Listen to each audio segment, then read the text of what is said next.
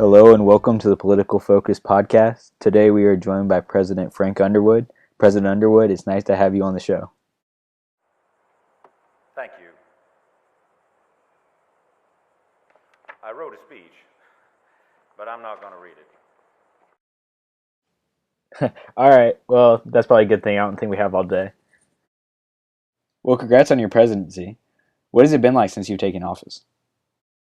I don't know whether to be proud or terrified. Perhaps both.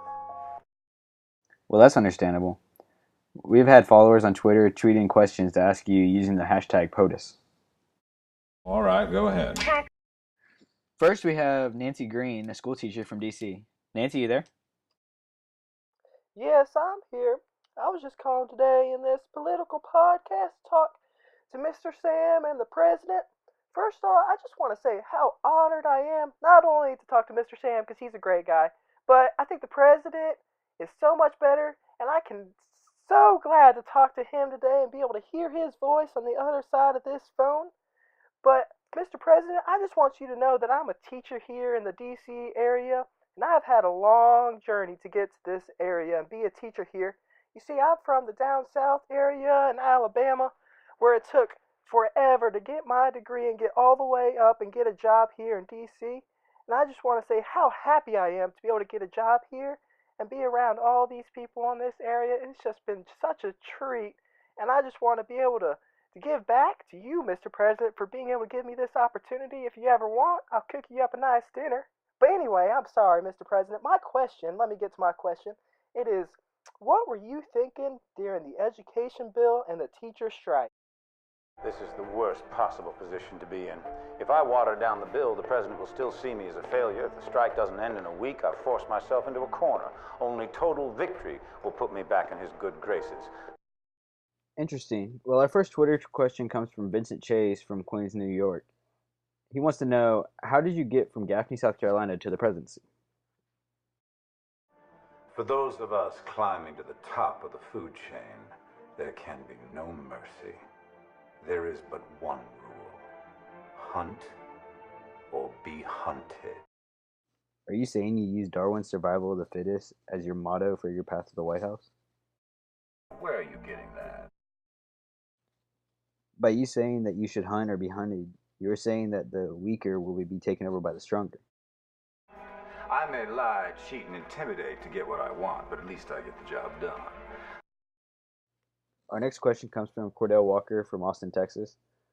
What were you thinking when you became vice president? And that I will one heartbeat away from the presidency, not a single vote cast in my name. The way you said that makes it sound like the whole plan was to take over the vice presidency. Was that your original plan? You might think that. I couldn't possibly comment. Mr. President, this is a big issue. I feel like you should. You might think that. I couldn't possibly comment. Yeah, you just said that, but... I couldn't possibly comment. Alright, well, we need to get to our next tweet. Our next tweet comes from Cameron Haynes, who says, former President Garrett Walker went on record saying you wanted him out after you seemed to back him. Is there any truth to this? Even Achilles was only as strong as his heel. So to get this correct, even though you supported President Walker, you knew his weakness and attacked him there. That is not a scenario I'm going to entertain. Mr. President, it seems like the entire interview you've either been short with us or said something to question how you rose to presidency. That is simply not true. Well, I think it's about time to wrap up this segment. Thank you, Mr. President, for being on the show, and hopefully we can get to the bottom of this next time you're on the show. I've always liked you. You ask the tough questions, and you can certainly question my judgment. All right, well, I'll have to take you up on that. Would you like to be back on the show tomorrow to work the rest of this out? Well, I'm already booked on the Today Show, but Doug will be in touch. Hello? Mr. President? All right, well, I guess he had to go. Well, that's the definitive President Underwood interview, and a strange one it was. It makes you question what is actually going on at the Capitol. All right, well, that's it for the Political Focus. I'm Sam, and hope you have a good day. And we're going to Washington, D.C. to take back the White House! Yeah!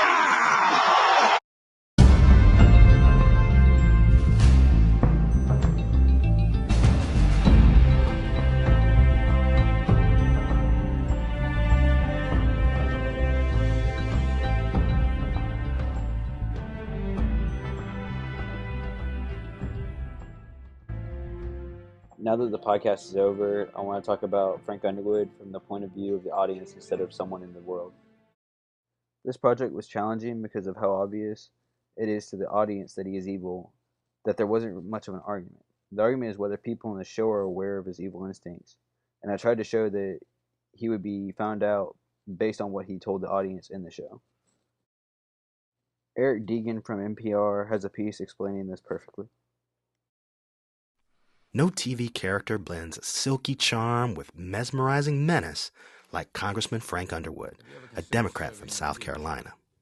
He can even make a promise to help a colleague sound like a veiled threat. Well, what if I suggested that you could serve in leadership this term to replace me as whip? You're being tapped for VP. Let's assume that's true. Well, that makes sense. But me as whip, Yes. a third-term congresswoman. A universally admired incumbent who also happens to be a war veteran. In National Geographic Explorer, director Tony Gerber talks about how evil is within everyone. This is no different for Frank, but Frank can disguise his evilness to achieve his objective of moving to the top of the food chain. Hans Morgenthau said it best in his article Evil in Politics and Ethics of Evil from 1945. He said, "Man is a political animal by nature." This podcast backs up the argument that President Frank Underwood would be found evil if he said things that he said to the audience throughout the show.